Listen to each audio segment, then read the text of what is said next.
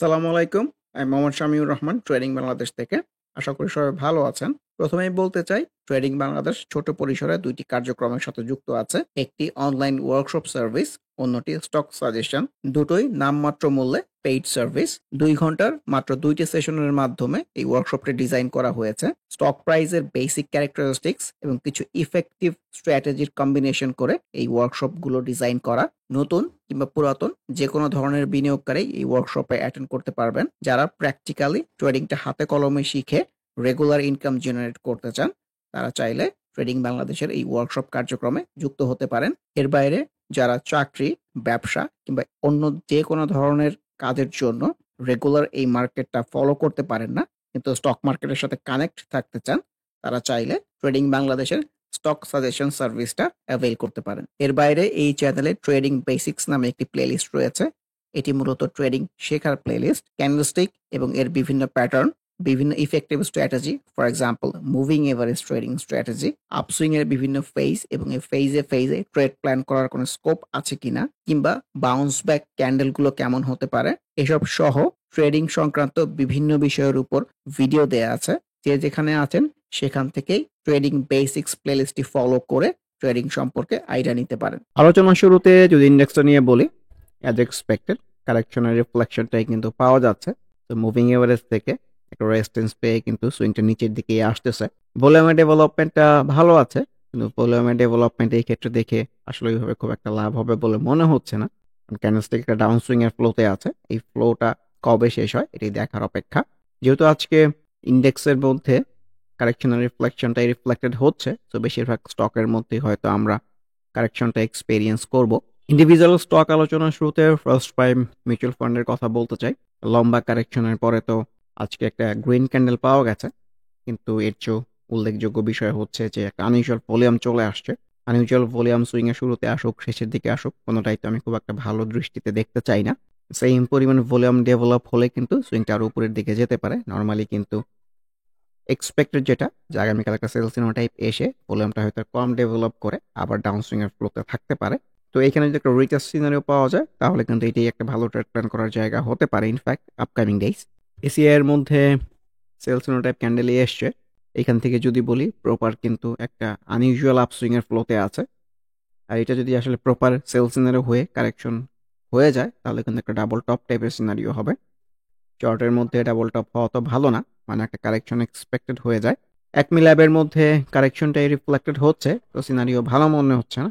মানে এখান থেকে একটা বাউন্স ব্যাক জেনারেট করতে পারে কিনা এটাই দেখার অপেক্ষা। এরিয়েন্টেলের কথাও বলতে চাই, এটাকে যদি বাউন্স ব্যাকও বলি, তারপরের দিনের রিফ্লেকশন কিন্তু ভালো না। সো ইন্ডেক্স কারেকশন হলে কিন্তু এইখান থেকেও কারেকশন হতে পারে। এআইএল ভলিউমটা যেহেতু ডিক্লাইনিং, সো কিন্তু নিচের দিকে আসবেই বলে মনে হচ্ছে, যদিও ক্যান্ডেলস্টিক অনুযায়ী খুব একটা খারাপ সিনারিও না। দেখা যাক। আলহাস টেক্সের কথা তো বারে বারে মেনশন করতেছি, মুভিং এভারেজ ঘেসে ঘেসে উপরের দিকে যাওয়ার রিফ্লেকশন। সো ভালো লাগতেছে আলহাস টেক্সকে ইনফ্যাক্ট। এওএল কারেকশনের রিফ্লেকশন, কারেকশন হলে কিন্তু প্রপার এই কনভেনশনাল সাপোর্ট এইসব জায়গাও চলে আসতে পারে। লো পেডের মধ্যে অ্যারামিডকে অবজারভেশনের ভিতরে রাখা যেতে পারে। প্রিভিয়াস সুইং এর যে বটম, এইসব জায়গায় চলে এসে একটা বাউন্স ব্যাক পেলে এটাও কিন্তু সুন্দর ট্রেড প্ল্যান করার জায়গা হতে পারে ইনফ্যাক্ট। এশিয়াটিক ল্যাবের আজকের রিফ্লেকশন তো ভালো হয় নাই, ভলিউমটাও গতদিনের মতো ডেভেলপ করতে পারে নাই। ভলিউম যদি ডিক্লাইনিং হতে থাকে, সো কারেকশনটাই কিন্তু এক্সপেক্টেড। ব্যাট বিসির মধ্যেও এখনো সেলসিনার রিফ্লেকশনটাই বলতে চাচ্ছি। বিবিএস আজকে ভালো করলেও ক্যান্ডেলস্টিকের উপরে কিন্তু উইক আছে। ভলিউমটা ডেভেলপ করেছে, এটা পজিটিভ সাইন। যদি আরও ভলিউমের ডেভেলপমেন্টটা থাকে, সুইংটা উপরের দিকে যাবে, এক্সপেকটেশন কিন্তু এই ধরনেরই। বিচেচরিস তো অনেক নিচ থেকে গ্রিন ক্যান্ডেল পাওয়া গেছে, যেহেতু ভলিউমের স্পেশাল ডেভেলপমেন্ট নাই, so retest scenario in this case ভালো ট্রেড প্ল্যান করার জায়গা হতে পারে। বিকন ফার্মা ভলিউমটা ডিক্লাইনিং, গতকাল যেমন বলতেছিলাম ক্যান্ডেলস্টিকের উপরে উইক চলে আসছে, তো কারেকশনটাই এক্সপেক্টেড হলেও হতে পারে। আর ভলিউম অ্যাক্টিভ রাখতে পারলে এখান থেকে উপরের দিকে যেতে পারবে, হুইচ ইজ লেস লাইকলি। বিআইএফসির আজকের রিফ্লেকশন খুব একটা ভালো বলতে চাচ্ছি না। বিএসসির কথাও বলতে চাই, ক্যান্ডেল ওয়াইজ খুব একটা ভালো না আসলেও ভলিউম পেয়েছে, সো ভলিউমের অ্যাক্টিভিটি রাখলে সাইড সুইং কিংবা একটা আপ সুইং এর ফ্লোতে গেলেও যেতে পারে। বেক্স ফার্মার রিফ্লেকশন তো ভালো মনে হচ্ছে না, সামনে মুভিং এভারেজ 50 আছে, এইখান থেকে কোনো বাউন্স ব্যাক জেনারেট করতে পারে কিনা এটাই দেখার অপেক্ষা। এটা ব্রেক করে গেলে কিন্তু কনভেনশনাল সব সাপোর্ট নিচে চলে আসলে অবাক হওয়ার মতো কিছু নাই। ক্রাউন সিমেন্টটাকেও অবজারভেশনের ভিতরে রাখা যেতে পারে, প্রপার ডাউন ট্রেন্ডের মধ্যে আছে, একটা বাউন্স ব্যাক পেলে কিন্তু এটাই সুন্দর ট্রেড প্ল্যান করার জায়গা হতে পারে। ড্যাফোডিলের মধ্যে কিন্তু রিফ্লেকশনটা ভালো। সবসময় যেটা মেনশন করি ট্রেডিং এর প্রেক্ষাপট থেকে যে স্টকটা ভালো করতেছে তারই ভালো করার সম্ভাবনা বেশি যতক্ষণ পর্যন্ত সেল সিনারিও না আসে। ভলিউমটাও পেয়েছে, ভলিউম অ্যাক্টিভ রাখতে পারলে তো সুইংটা উপরের দিকে যেতে পারবে। মুভিং এভারেজ 20টাকে যেহেতু ক্রস করে ফেলেছে, সামনে চ্যালেঞ্জ হচ্ছে মুভিং এভারেজ 50, এই জায়গাটাকে রেসপেক্ট করে কিনা এটি দেখার অপেক্ষা। দেশবন্ধু তো ভালো করেছে আজকে, যদিও এই ধরনের স্ট্রং গ্রিন ক্যান্ডেল আমি ট্রেড প্ল্যান করার পক্ষে না। উইকেস্ট সিনারিও পেলে হয়তো ভালো হতো। ভলিউমটা খুবই সুন্দর ডেভেলপ করার চেষ্টা করতেছে, this is very positive sign.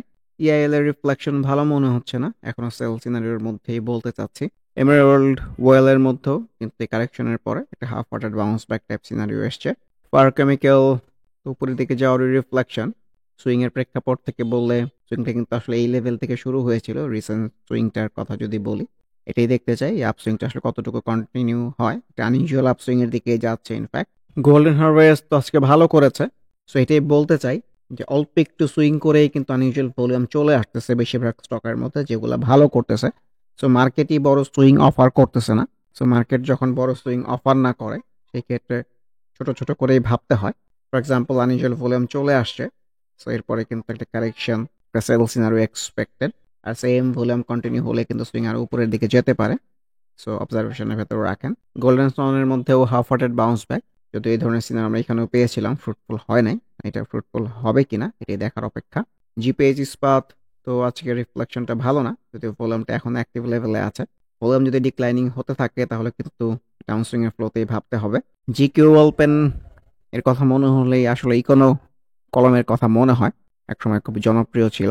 কিন্তু চার্টের অবস্থা ভালো না, প্রপার ডাউন সুইং চলতেছে। কারেকশনটাও সুন্দর হচ্ছে রিসেন্ট টাইমে যদি দেখি, সেটাকে অবজারভেশনের ভেতরে রাখতে পারেন। আরও নিচে এসে বাউন্স ব্যাক পাওয়া গেলে এটাই কিন্তু সুন্দর ট্রেড প্ল্যান করার জায়গা হতে পারে ইনফ্যাক্ট। আমি ফ্যাব্রিক্স ক্যান্ডেল ওয়াইজ হাফ হার্টের টাইপ আসলেও ভলিউমটা ডেভেলপ করার চেষ্টা করতেছে। সো দেখা যাক।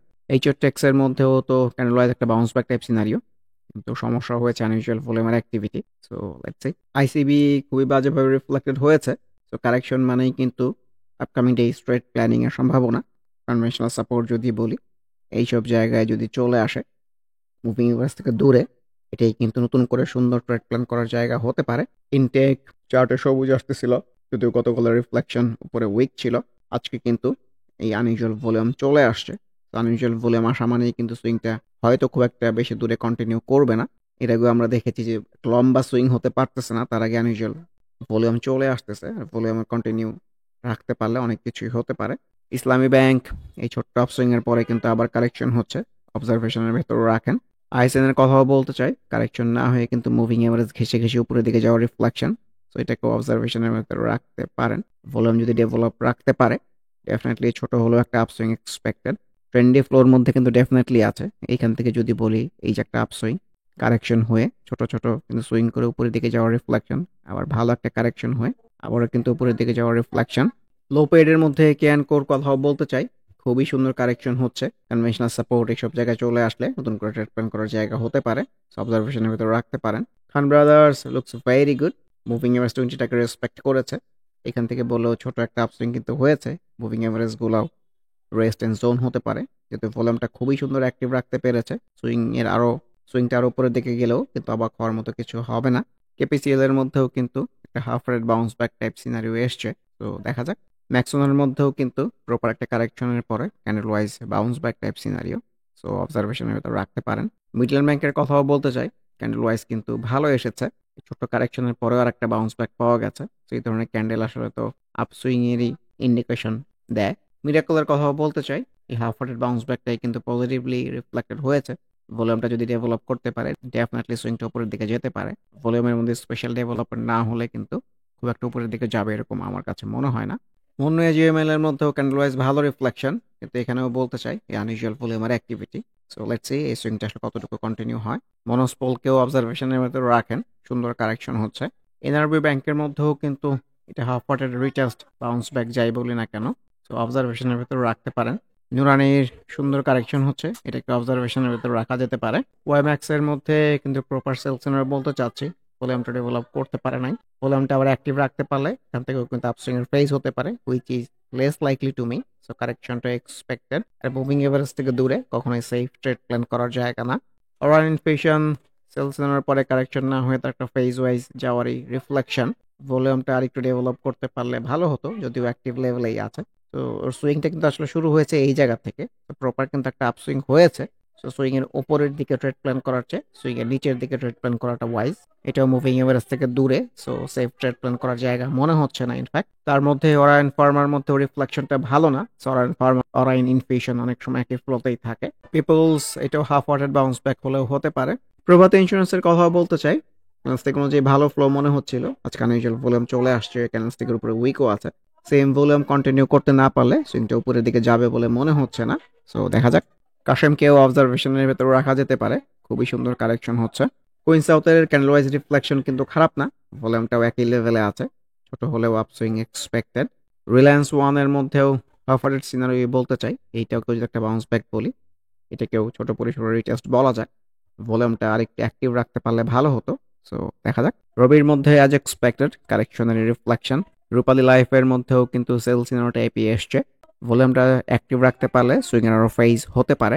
সালভোর মধ্যে রিফ্লেকশন ভালো লাগতেছে, ভলিউমের প্রেক্ষাপট থেকে ভাইটাল হবে যে ডেভেলপ করতে পারে কিনা। শেফার্ডকেও অবজারভেশনের ভেতর রাখতে হবে, খুবই সুন্দর কারেকশন হচ্ছে। মুভিং এভারেজ 50 থেকে যদি একটা বাউন্স ব্যাক পাওয়া যায়, এটি সুন্দর ট্রেড প্ল্যান করার জায়গা হতে পারে। সিমটেক্স আজকে ভালো করলেও এখানেও সেম কথা, আনইউজুয়াল ভলিউম চলে আসছে। সেম ভলিউম কন্টিনিউ না হলে কিন্তু সুইংটা খুব একটা উপরের দিকে যাবে বলে আমার কাছে মনে হচ্ছে না। যদিও আমার মনে হওয়া না হওয়াতে কিছুই যায় আসে না, মার্কেট মার্কেটের মতোই চলে। সোনালী পেপারের কথাও বলতে চাই, আপওয়ার্ড বাউন্স ব্যাকও বলা যায়, কিংবা এই ক্যান্ডেলটার একটা রিটেস্ট সিনারিও কিন্তু বলা যায়, যেহেতু ভলিউমটা ছোট পরিসরে হলেও অ্যাক্টিভ আছে। So let's see. সোনারগাঁওর মধ্যেও কিন্তু ক্যান্ডেলস্টিক অনুযায়ী রিফ্লেকশনটা ভালো, তো ভলিউমের ক্ষেত্রে আনইউজুয়াল অ্যাক্টিভিটি হতে পারে। এখান থেকে বললে এই আপসুইংটা কিন্তু আসলে উপরের দিকে যাচ্ছে, এবং আপসুইং কিন্তু একটা হয়েছে, আনইউজুয়াল আপসুইংই হয়েছে বলতে চাই, কারণ অনেকবারই সেল সিনারিও হয়েছে, কারেকশন না হয়ে উপরের দিকেই যাচ্ছে। ভলিউমের প্রেক্ষাপট থেকে যদিও খুব একটা ভালো বলতে চাচ্ছি না। ইনফ্যাক্ট এসপি সিরামিকের মধ্যেও candle wise half hearted bounce back. তশরিফা অনেক লালের পরে কিন্তু half hearted bounce back type scenario এসছে, এটাকেও এই ক্যান্ডেলের রিটেস্ট বলা যায়। ভলিউমটা ছোট পরিসরে অ্যাক্টিভ লেভেলেই আছে, সো অবজারভেশনের ভেতর রাখেন। ইউনিয়ন ইন্স্যুরেন্সকেও ভালো লাগতেছে, ইনফ্যাক্ট ক্যান্ডেল ওয়াইজ ভালো এসছে। সো দেখা যাক। পরিশেষে ইন্ডেক্সের ডে চার্টটা যদি আরেকটু বলতে চাই, প্রপার কারেকশনের রিফ্লেকশনই পাওয়া যাচ্ছে। কারেকশন ফেজটা শেষ হয়ে কিংবা ডাউন সুইংটা শেষ হয়ে যেদিন একটা বাউন্স ব্যাক টাইপ সিনারিও পাওয়া যাবে ইন্ডেক্সের মধ্যে, এবং পার্টিকুলার ডেতে এই সকল স্টকগুলো সেই বাউন্স ব্যাকের রিফ্লেকশন দেখাতে পারবে, যে ট্রেডিং এর প্রেক্ষাপট থেকে ওই দিন নতুন ট্রেড প্ল্যান করার জায়গা হতে পারে। আপকামিং ডেইস কারেকশনের ফ্লো থেকে বের হয়ে একটা আপসুইং হবে, ইন্ডেক্স পজিটিভ ধারায় ফিরবে, এই ধরনের আশাবাদ ব্যক্ত করে আজকের আলোচনাটি শেষ করতে চাচ্ছি। আবারও মনে করিয়ে দিতে চাই, যারা নামমাত্র মূল্যে প্র্যাকটিক্যাল ওয়েতে ট্রেডিংটা হাতে কলমে শিখে রেগুলার ইনকাম জেনারেট করতে চান, তারা ওয়ার্কশপ অ্যাটেন্ড করতে পারেন। এর বাইরে এই চ্যানেলের ট্রেডিং বেসিক্স প্লেলিস্টের ভিডিওগুলো দেখে যে যেখানে আছেন সেখান থেকে ট্রেডিং সম্পর্কে আইডিয়া নিতে পারেন। এর বাইরে স্টক সাজেশন কার্যক্রমেও যুক্ত হতে পারেন। সবাই ভালো থাকবেন। আল্লাহ হাফেজ। Happy trading. This is Shamir Rahman signing off from today's episode.